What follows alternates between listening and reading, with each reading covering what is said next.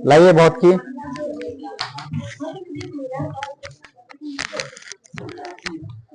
उल्टाइए।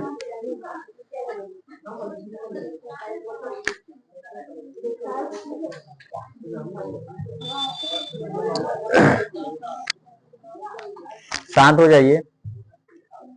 आज का टॉपिक है गोलीय दर्पणों के लिए किरण आरेखों की बनावट। बहुत ही महत्वपूर्ण टॉपिक है।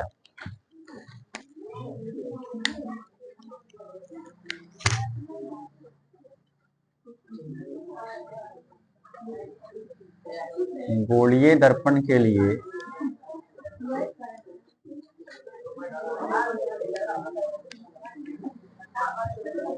किरण आरेख की बनावट।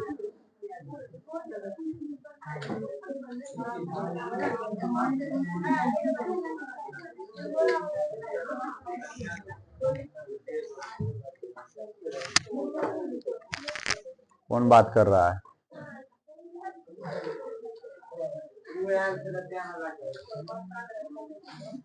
देखिए, बहुत ही महत्वपूर्ण टॉपिक है इससे आगे की कॉन्सेप्ट को समझने के लिए, ठीक है। इसलिए आपको अच्छे से ध्यान देना पड़ेगा इस टॉपिक पे। देखिए, गोलीय दर्पण के लिए किरण आरेख की बनावट। इसमें हम पढ़ने वाले हैं कि गोलीय दर्पण में आपतित किरण कहां से आएगी और दर्पण से परावर्तन के बाद कहां से गुजरेगी, कैसे परावर्तित करेगी, ठीक है। तो देखिए, सबसे पहला बात, मुख्य अक्ष के समांतर आने वाली किरणें। पहला जो इसमें पढ़ने वाले हैं, मुख्य अक्ष के समांतर, मुख्य अक्ष के समांतर आपतित किरण। आपतित, हम पढ़ने वाले हैं कि यदि मुख्य अक्ष के समांतर कोई किरण आएगी तो परावर्तन के बाद वो कहां से गुजरेगी। अभी आप बस अच्छे से ध्यान दीजिएगा, देखिएगा, ये बात आपको हमेशा के लिए याद हो जाएगा और आप समझ जाएंगे। देखिए, हम कोई दर्पण ले लेते हैं, जैसे हम ले लिए अवतल दर्पण। अवतल दर्पण हम ले लेते हैं,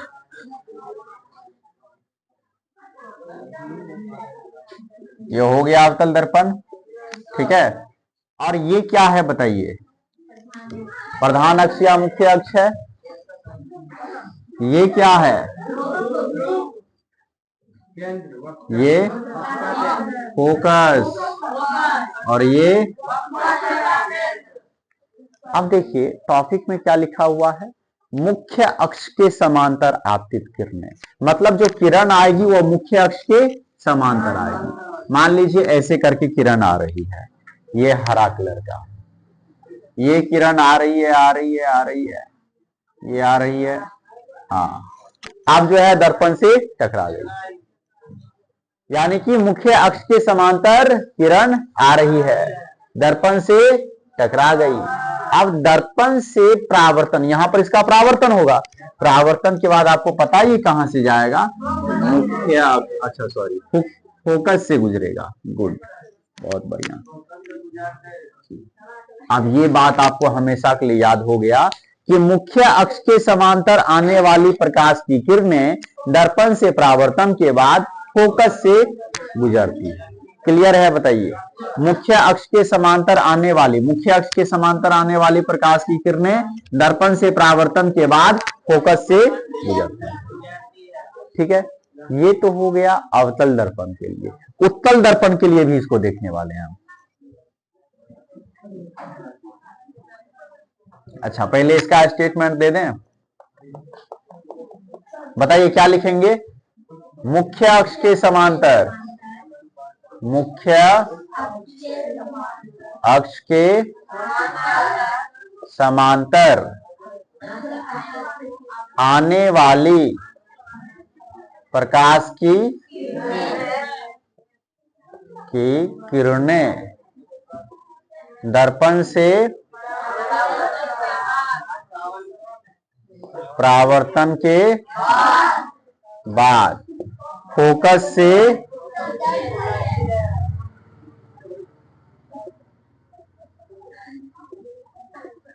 बताइए, इसमें कोई दिक्कत है? अवतल दर्पण में मुख्य अक्ष के समांतर आने वाली प्रकाश की किरणें दर्पण से परावर्तन के बाद कहां से गुजरती है? फोकस से। अब देखिए, अब हम इसी चीज को देखने वाले हैं उत्तल दर्पण के लिए। ये तो अवतल दर्पण था, अब इसी चीज को हम किस में देखेंगे?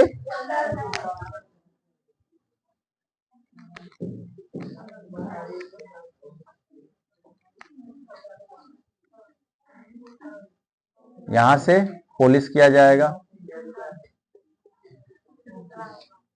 तो ये कौन सा दर्पण हो गया बताइए? उत्तल दर्पण, ठीक है। और ये क्या हुआ? मुख्य अक्ष। मुख्य अक्ष ये क्या हो गया? या इसी को प्रधान अक्ष कहते हैं। ये क्या है? बहुत अच्छा। ये क्या है? ये क्या है? ठीक है। अब देखिए, यहां पर यदि पिछला क्लास को रिवाइज नहीं करते हैं, ठीक है। ये जो गोला बनेगा वो कैसे बनेगा? ऐसे ही ना बनेगा। तो केंद्र तो यहीं पे आएगा ना, ठीक है। और जब केंद्र यहां आएगा तो फोकस भी यहां आएगा। अब देखिए, ये देखिए, मुख्य अक्ष के समांतर प्रकाश की किरणें आ रही है, धीरे धीरे आ रही है, आ रही है, आ गई, ठीक है। तो मुख्य अक्ष के उत्तल दर्पण में मुख्य अक्ष के समांतर आने वाली प्रकाश की किरणें। अब यहां से परावर्तन होगा तो बताइए, परावर्तित होकर के किरण किधर जाएगा? क्या ऐसे नहीं जाएगा? अब आईना को फोड़ करके घुस जाएगा क्या? नहीं ना, वो तो वहां से परावर्तित ना हो जाएगा। और परावर्तित हो जाएगा तो कहां जाएगा? ऐसे चला जाएगा, जाएगा ना। लेकिन यहां जो आदमी खड़ा रहेगा, हरियर आंख है, तो इसे क्या प्रतीत होगा कि ये इधर से कहीं से आ रहा है, ठीक है। एक मिनट, इसको थोड़ा और ठीक से बनाते हैं।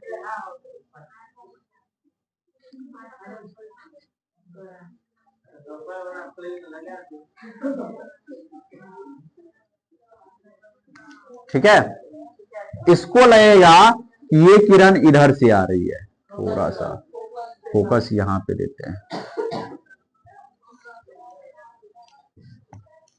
तो अब समझिए इस बात को भी। उत्तल दर्पण, किसी उत्तल दर्पण में मुख्य अक्ष के समांतर आने वाली प्रकाश की किरणें दर्पण से परावर्तन के बाद फोकस से आती हुई प्रतीत होती है, ठीक है। दर्पण से परावर्तन के बाद फोकस से आती हुई प्रतीत होती है। तो बताइए क्या लिखने वाले यहां पर?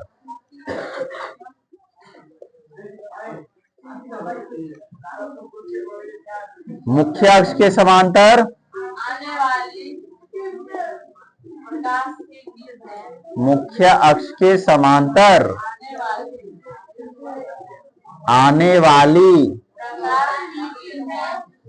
प्रकाश की किरणें उत्तल दर्पण दे देते हैं, यहां पे ज्यादा अच्छा रहेगा। उत्तल दर्पण से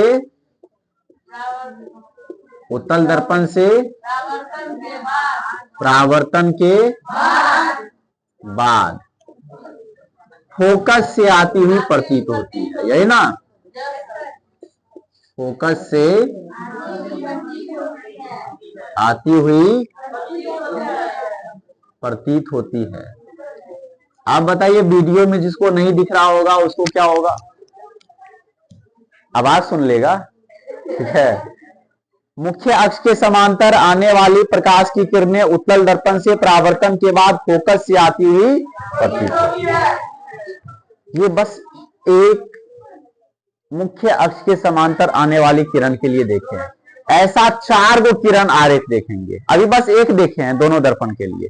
अब दूसरा किरण आरेख को आप समझिए।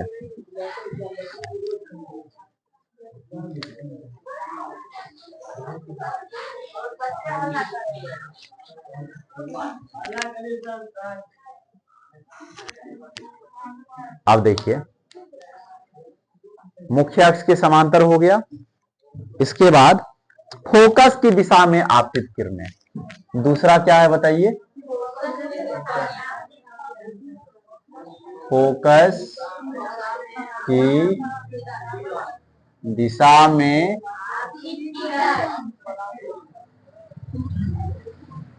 आपतित किरण, फोकस की दिशा में आपतित, इसको समझने वाले, वो तो आपको समझ में आ गया है ना।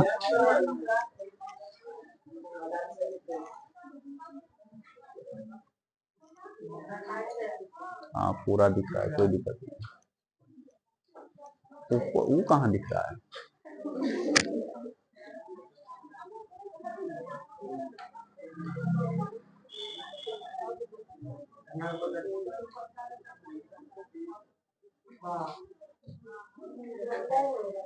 वाह, ओहो ज्यादा हो गया, नीचे कट गया।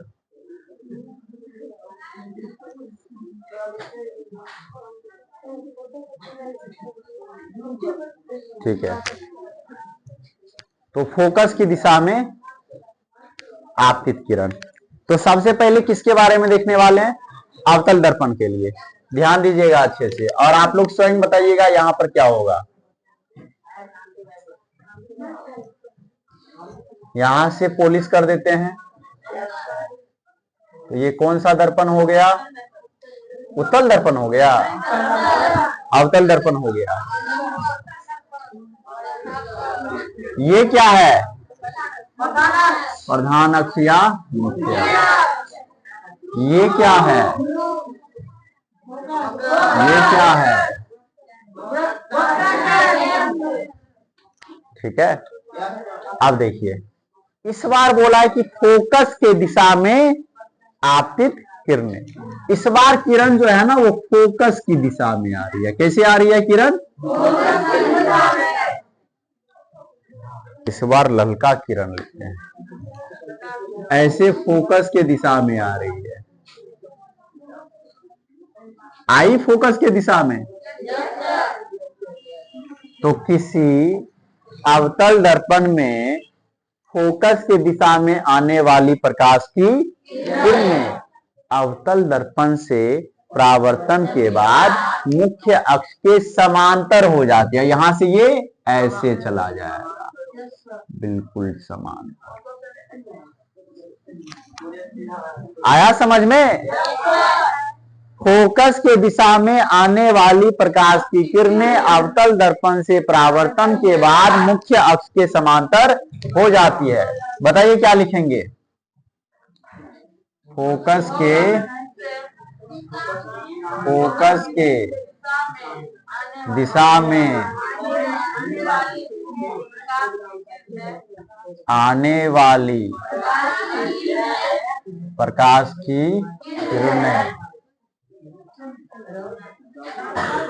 अवतल दर्पण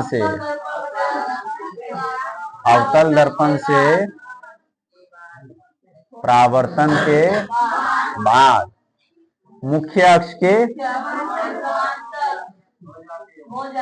मुख्य अक्ष के समांतर हो जाते हैं।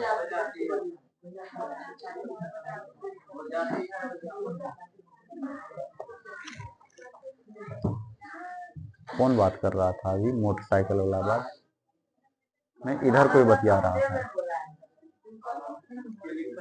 बहुत ज्यादा मार खा जाओगे, ठीक है। तो ये बात भी आपको समझ में आ गया कि फोकस के दिशा में आने वाली प्रकाश की किरणें अवतल दर्पण से परावर्तन के बाद मुख्य अक्ष के समांतर। बिल्कुल उसका उल्टा है, यहां मुख्य अक्ष के समांतर आया तो फोकस से गुजरा, और यहां फोकस के दिशा में आया तो मुख्य अक्ष के समांतर हो गया। ठीक है, अब यही चीज हम लिखने वाले हैं उत्तल दर्पण के लिए। तो बना लेते हैं उत्तल दर्पण।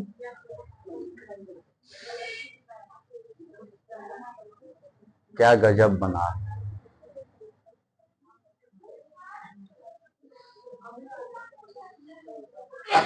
ये अवतल दर्पण बन गया। कौन बोला यस सर? उत्तल दर्पण ना है ये, अवतल तो ये है। अब देखिए यहां पर हम लेते हैं मुख्य अक्ष, ये क्या हो जाएगा? ध्रुव। यहां होगा फोकस, और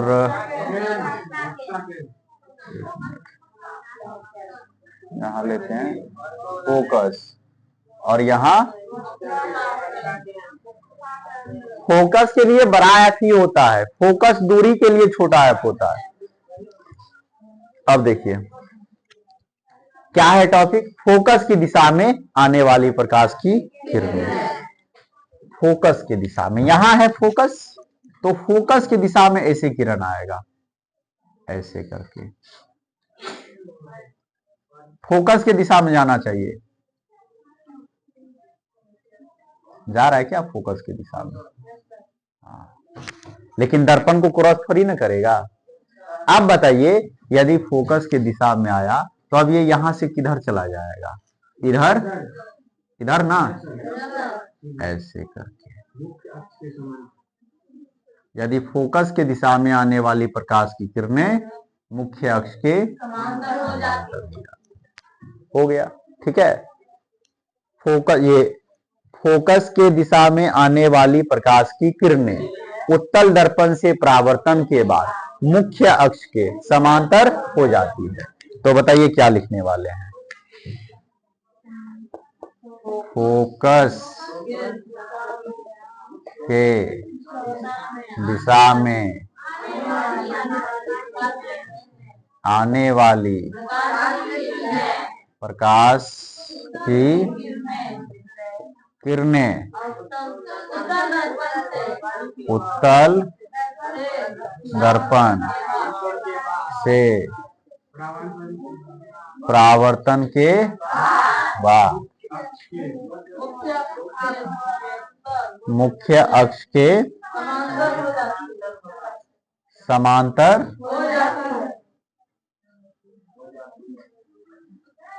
चलिए कितना बात आपका क्लियर हो गया। अब दो तरह का किरण आरेख और बच गया जो अगले क्लास में करने वाले हैं। तो बताइए इसको समझने में कोई दिक्कत है कहीं पे?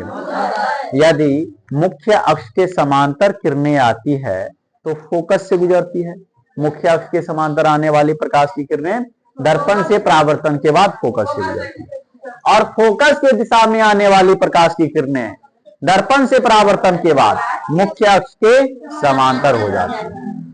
तो कितना बढ़िया याद हो गया। अब जीवन में इसको कभी नहीं भूल सकते हैं। मुख्य अक्ष के समांतर आएगा तो फोकस से गुजरेगा, फोकस के दिशा में आएगा तो मुख्य अक्ष के समांतर हो जाएगा, ठीक है। चलिए तो आप नोट्स अपना उल्टा करके देखिए, शायद उसमें फिगर सब नहीं बना हुआ होगा, देखिए तो वो आपको बनाना पड़ेगा। दिखाइए हमको नोट्स।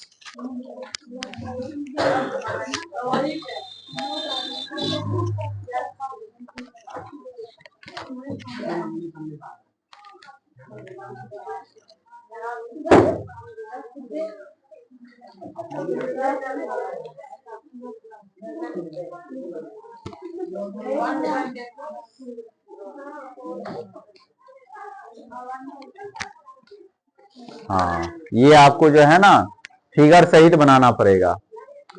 स्टेटमेंट दे दिया गया कि मुख्य अक्ष के समांतर आती प्रकाश की किरणें दर्पण से परावर्तन के बाद फोकस से गुजरती है, तो आपको फिगर सहित बनाना पड़ेगा। तो इस चीज को अच्छा होगा कि आप YouTube से ही जो हम वीडियो रिकॉर्ड कर डाल देंगे, आज शाम तक चला जाएगा 6 से 7 बजे के बीच, ठीक है। तो या तो वीडियो देख करके आप अच्छे से ऐसे ही फेयर बना लीजिएगा, नहीं तो बुक से, बुक में भाषा थोड़ा सा हो सकता है चेंज होगा, भाषा यही लिखना है। हाँ वो भी चलेगा, ठीक है, लेकिन इसमें पूरा अपना भाषा है। यदि आप YouTube देख करके इसे लिख सकते हैं तो ज्यादा बेटर है, नहीं तो आराम से कोई दिक्कत नहीं है, नोट से ही बना लीजिए, फिगर बुक से बना लीजिएगा। लीजिए तो इससे आगे अगली क्लास में